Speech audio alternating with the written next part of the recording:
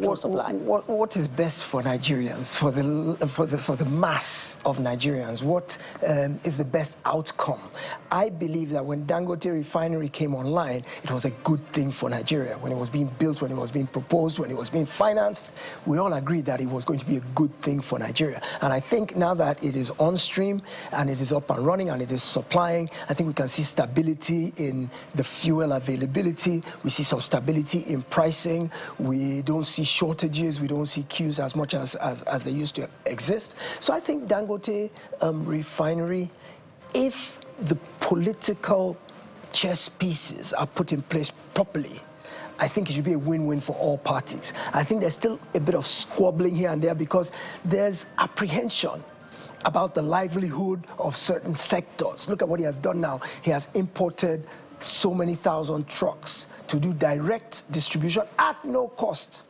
That right there, that at no cost, should excite every Nigerian because... But that's a threat to the truck drivers. It is a threat to the truck drivers, but how many are the truck drivers versus 200 million? What number do they represent among all of us that they should hold us to ransom? I think there's got to be some middle ground where they can both have some benefit in such a way that the masses will be the eventual winner. And this, I was on the Lekki Expressway the other day and I saw those trucks and they lined up for miles.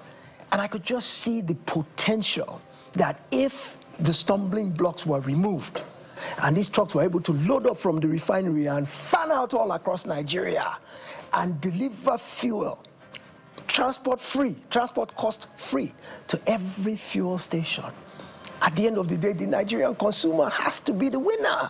So I think we should all gang up and try and find solutions to the people who are dislocated by this advancement.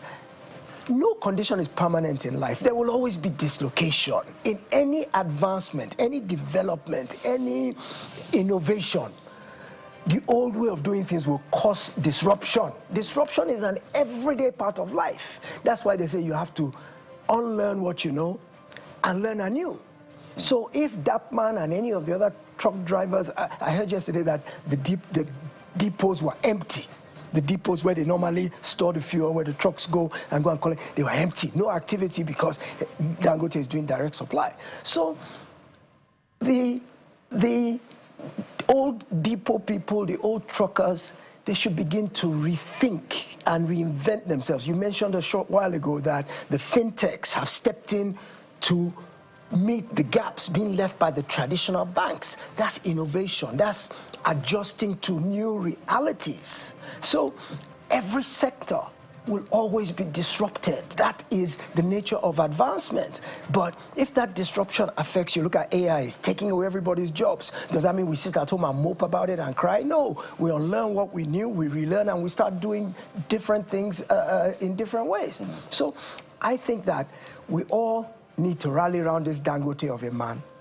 I think what he has done is beneficial for Nigeria if we allow him. So if it is beneficial to all Nigerians, that means, you know, an elimination of an aspect of the cost that would have impacted on price. Absolutely. So should we now be demanding a further reduction in the pump price of petrol? In the days of the PPPRA, we would, you know, have officials of that department going to filling stations, you know, to ensure compliance. But we do not have that kind of regulation in a deregulated market. So how do we then, you know, reintroduce that to ensure, to demand a reduction in the pump price of petrol such that Nigerians are not extorted? We demanded deregulation. The PIA gave it to us, right? And deregulation simply means that market forces dictate prices. That's why we should encourage competition. That's why you hear cries about, oh, he's a monopolist. Let's watch against monopolistic tendencies, because if he corners the market, he can dictate the price at will.